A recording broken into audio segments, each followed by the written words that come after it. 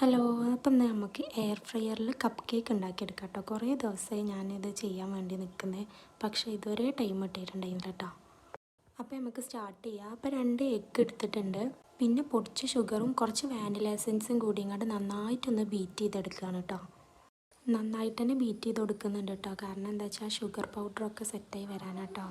പിന്നെ അതാ ഇതിക്ക് ആവശ്യമുള്ള മൈദയും കുറച്ച് കളറും ആഡ് ചെയ്തിട്ടുണ്ട് കേട്ടോ.